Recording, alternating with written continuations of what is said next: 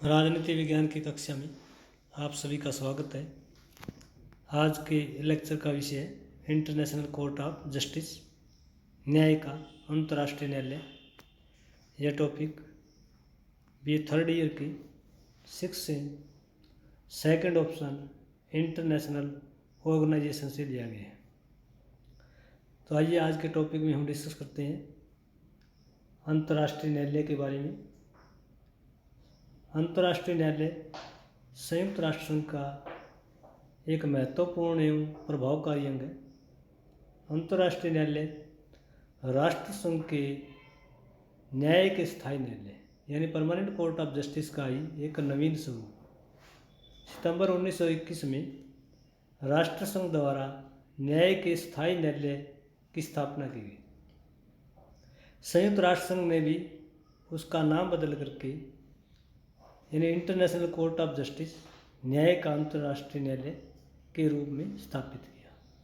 Charter के अध्याय 14 में और अनुच्छेद 92 से लेकर के 96 तक अंतर्राष्ट्रीय न्यायालय की व्यवस्था की गई है। अंतर्राष्ट्रीय न्यायालय की संरचना का वर्णन पूरी तरह से चार्टर के अध्यायों में किया गया है।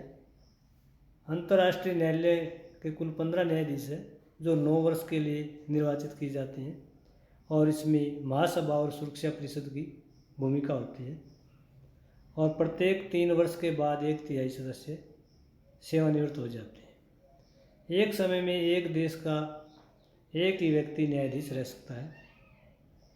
न्यायाधीशों का चयन राष्ट्रों के आधार पर नहीं बल्कि उनकी योग्यताओं के आधार पर किया जाता है। अंतर्राष्ट्रीय न्यायालय में तदर्थ न्यायाधीश भी नियुक्त किए जाते हैं। अगर विवादित पक्ष के राष्ट्र के किसी प्रकार से प्रतिनिधित्व ना हो तो विवादित पक्ष के राष्ट्र को न्यायाधीश तदर्थ न्यायाधीश के रूप में नियुक्त किया जा सकता है और विवाद का समाधान होने पर उसे कार्यभार से मुक्त कर दिया जाता है। न्यायाधीशों को पुनर्निर्वाचित होने का अधिकार भी प्राप्त है। अंतर्राष्ट्रीय न्यायालय के न्यायाधीशों को काफ़ी उन्मुक्तियाँ हैं, इम्यूनिटीज है, विशेषाधिकार प्राप्त है। अंतर्राष्ट्रीय न्यायालय के समक्ष वादी, प्रतिनिधि, परामर्शदाता और वकीलों को भी स्वतंत्रतापूर्वक कार्य करने की छूट दी जाती है। अंतर्राष्ट्रीय न्यायालय के न्यायाधीशों की कार्रवाई को सुचारू रूप से संपन्न करने के लिए कोरम की व्यवस्था की गई है और इसके लिए 9 न्यायाधीशों की उपस्थिति को अनिवार्य किया गया है। जब तक 9 न्यायाधीश प्रेजेंट नहीं होंगे प्रोसीजर में तब तक उस निर्णय को वैध नहीं माना जाएगा। अंतर्राष्ट्रीय न्यायालय की प्रोसीजर का वर्णन चार्टर में किया गया है। न्यायालय में सभी निर्णय बहुमत से लिए जाते हैं। अगर मतों की स्थिति समान हो तो अध्यक्ष कास्टिंग वोट का यानी निर्णायक मत का प्रयोग कर सकता है। न्यायालय की कार्रवाई अंग्रेजी और फ्रेंच भाषा में होती है, लेकिन न्यायालय की अनुमति से इसे अन्य भाषाओं में भी प्रयोग किया जा सकता है। न्यायालय की कार्यविधि एवं नियमावली स्वयं न्यायालय के द्वारा की जाती है। न्यायालय में अभियोग केवल राष्ट्रों द्वारा ही लाए जा सकते हैं, व्यक्तियों द्वारा कोई अभियोग दायर नहीं किया जा सकता। चार्टर के नियमों को मान करके गैर सदस्य राष्ट्र भी अपना अभियोग अंतर्राष्ट्रीय न्यायालय में ले जा सकते हैं। अंतर्राष्ट्रीय न्यायालय अपना रजिस्ट्रार स्वयं नियुक्त कर सकता है। न्यायिक छुट्टियों को छोड़ करके अंतर्राष्ट्रीय न्यायालय की बैठक बराबर चलती रहती है। अंतर्राष्ट्रीय न्यायालय में निर्णय बहुमत के आधार पर लिए जाते हैं और अंतर्राष्ट्रीय न्यायालय का निर्णय अंतिम होता है। निर्णय के विरुद्ध कहीं कोई अपील नहीं हो सकती। न्यायालय को यह अधिकार है कि वह निर्णय देने से पूर्व किसी विशेषज्ञ अथवा कमेटी द्वारा मुकदमे के संदर्भ में अपना सलाह मशवरा कर सकता है। अभियोग के निर्णयों के बारे में पूरी तरह से खुले तौर पर न्यायालय में पढ़ा जाता है और इस पर सभापति और रजिस्ट्रार के हस्ताक्षर होते हैं। संयुक्त राष्ट्र संघ के वार्षिक बजट में न्यायालय का बजट भी निर्धारित किया जाता है। अंतर्राष्ट्रीय न्यायालय का न्यायाधीश नीदरलैंड के हेग शहर में है और अभियोगों की सुनवाई के लिए अंतर्राष्ट्रीय न्यायालय को अधिकृत किया गया है कि किसी अन्य देश में भी इस तरह के मुकदमों की सुनवाई की जा सकती है।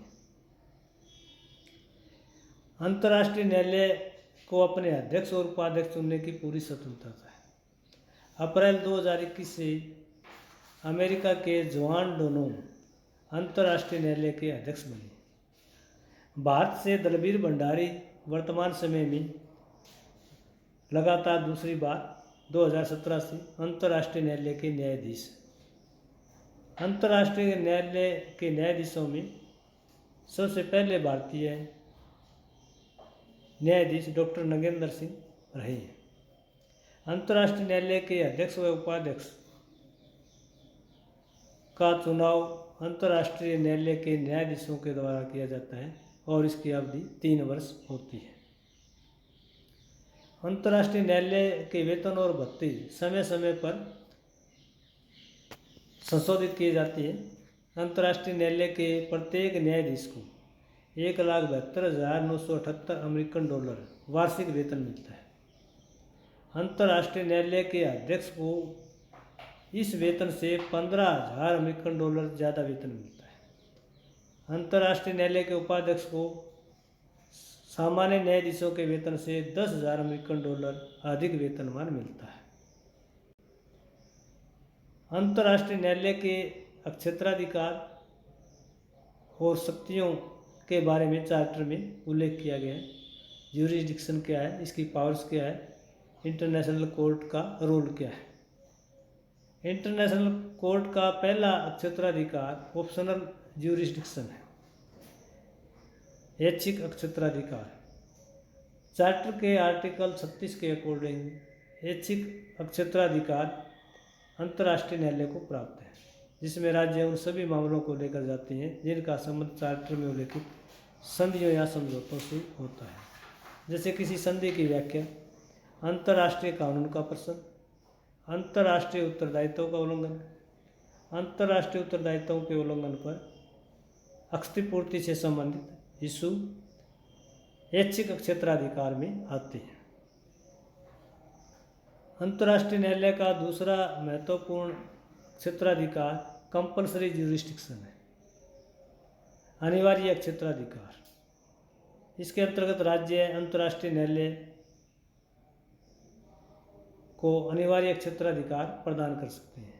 राज्य पक्षकार किसी संधि या अभिसभ्य में यह प्रावधान कर सकते हैं कि विवाद होने पर इस विषय पर अंतर्राष्ट्रीय न्यायालय निर्णय देने के लिए अधिकृत होगा।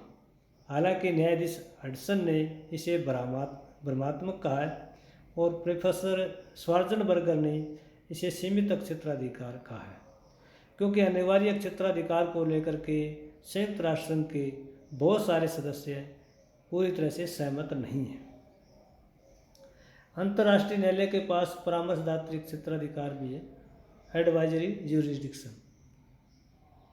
संयुक्त राष्ट्र संघ की महासभा, सुरक्षा परिषद और जो स्पेशल एजेंसीज हैं, UNCTAD, UNICEF, WTO, WHO, food and agriculture organization, ये सभी अंतर्राष्ट्रीय स्तर के विशिष्ट अभिकरण, सिक्योरिटी काउंसिल और जनरल असेंबली, सभी को इंटरनेशनल कोर्ट ऑफ जस्टिस से वैधानिक मामलों में परामर्श पाने का अधिकार है। न्यायालय का परामर्श मानने के लिए किसी संस्था को किसी प्रकार से बाध्य नहीं किया जा सकता। परामर्शदात्री क्षेत्राधिकार के महत्व के विषय में अंतर्राष्ट्रीय विश्लेषक रोजने का स्टेटमेंट है कि परामर्श बाध्यकारी नहीं होते, लेकिन ये लोकमत का निर्माण करते हैं। यानी इंटरनेशनल कोर्ट जो है परामर्श दे सकती है, मानना या न मानना उस संस्था, समूह, राज्य के ऊपर निर्भर है, क्योंकि अंतर्राष्ट्रीय न्यायालय के निर्णय पूरी तरह से बाध्य नहीं है, जिस तरह से किसी एक देश के सुप्रीम कोर्ट का जो निर्णय होता है। फिर भी रोजेने मानते हैं कि ये लोकमत का निर्माण करते हैं। इस संबंध में प्रमुख अंतर्राष्ट्रीय विद्वान कॉर्बेट का मानना है कि ये परामर्श भविष्य की विधि निर्माण में काफ़ी सहायक होते हैं। अंतर्राष्ट्रीय न्यायालय के पास इंटरिम रिलीफ का भी अधिकार है। चार्टर के आर्टिकल 41 के अकॉर्डिंग अंतर्राष्ट्रीय न्यायालय को अधिकार प्राप्त है कि वह पक्षकारों के अधिकारों को सुरक्षित रखने के लिए यदि किसी वाद या अभियोग में आवश्यक हो तो अंतरिम राहत प्रदान कर सकता है, परंतु इसकी सूचना सुरक्षा परिषद को देनी होती है। तो एक प्रकार से अंतर्राष्ट्रीय न्यायालय के पास इंटरिम रिलीफ का अधिकार है। अंतर्राष्ट्रीय न्यायालय का निर्णय पूरी तरह से अंतिम माना जाता है। अंतर्राष्ट्रीय न्यायालय को यह अधिकार प्राप्त है कि किसी भी अंतर्राष्ट्रीय विवाद से जुड़ा पक्षकार राज्य के घरेलू क्षेत्राधिकार से जुड़ी आपत्ति को उसी समय निर्णित न करके अंतिम निर्णय के साथ निश्चित करे। यानी इंटरनेशनल कोर्ट जस्टिस में किन्हीं विवादित पक्षों का समूह का मैटर डिस्प्यूट चला हुआ है, उसको लेकर के कोई राज्य जो है घरेलू क्षेत्राधिकार को आधार बनाता है कि इसमें इंटरनेशनल कोर्ट का कोई ज्यूरिसडिक्शन नहीं है, क्षेत्राधिकार नहीं है, ये उस राज्य का आंतरिक मामला है, तो इसको जो अंतिम निर्णय दिया जाता है इंटरनेशनल कोर्ट के द्वारा, उस समय जो है इसका जो घरेलू क्षेत्राधिकार है वो इसको अटैच किया जाता है। अंतर्राष्ट्रीय विधि का विकास। बहुत सारे अंतर्राष्ट्रीय राजनीतिक विशेषज्ञ मानते हैं कि अंतर्राष्ट्रीय न्यायालय ने चाहे अंतर्राष्ट्रीय शांति, सुरक्षा और सहयोग में कोई बड़ा कार्य नहीं किया हो, लेकिन अंतर्राष्ट्रीय विधि को विकसित करने में इसने महत्वपूर्ण भूमिका का निर्वाह किया। अंतर्राष्ट्रीय न्यायालय निर्णय देते समय सभ्य राष्ट्रों द्वारा स्वीकृत विधि के सामान्य सिद्धांत, अंतर्राष्ट्रीय परंपराएं, अंतर्राष्ट्रीय रीति रिवाज, न्यायालय के विभिन्न राष्ट्रों के विधि विशेषज्ञ और न्यायाधीशों द्वारा दिए गए निर्णयों का भी ध्यान में रखते हैं। इन सभी बातों को ध्यान में रख करके अंतर्राष्ट्रीय न्यायालय अपना निर्णय तैयार करता है। इस प्रकार अंतर्राष्ट्रीय न्यायालय अपने निर्णय के द्वारा वैश्विक स्तर पर अंतर्राष्ट्रीय विधि का विकास करता है। अंतर्राष्ट्रीय न्यायालय के निर्णय की पूरी तरह से स्वीकृति होती है। चार्टर के आर्टिकल 94 के अकॉर्डिंग संघ का प्रत्येक सदस्य अंतर्राष्ट्रीय न्यायालय का पक्षकार है और इसमें पूरी तरह से जो है निर्णय का पालन करेगा।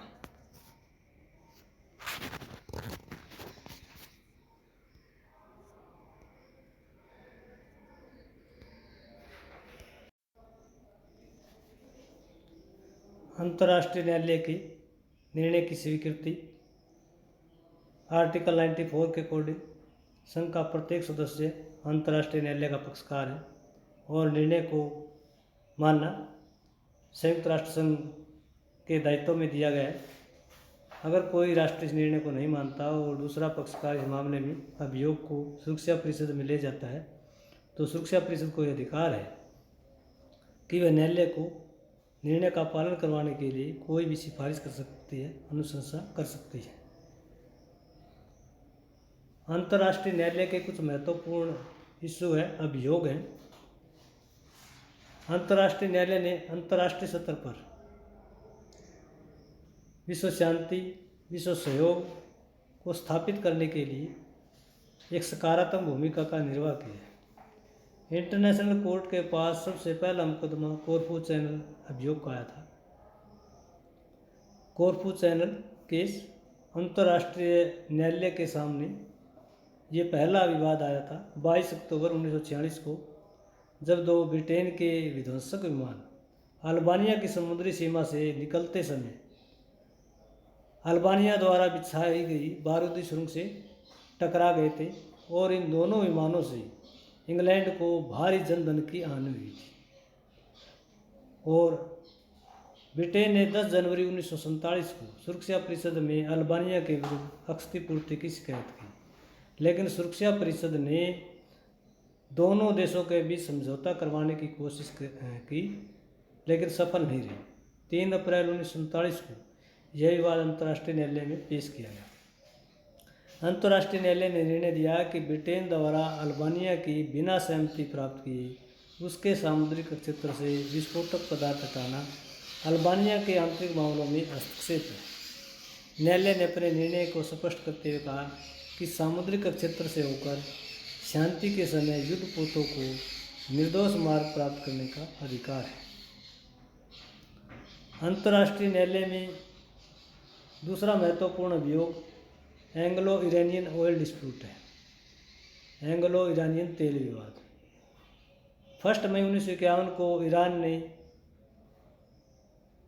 ऑयल इंडस्ट्री का नेशनलाइजेशन किया, यानी अपने देश के अंदर जो तेल उद्योग है उनका राष्ट्रीयकरण कर दिया। और ब्रिटिश सरकार ने इसको लेकर के पूरी तरह से आपत्ति जताई और 29 अप्रैल 1933 में ईरान के साथ एक संधि की गई थी।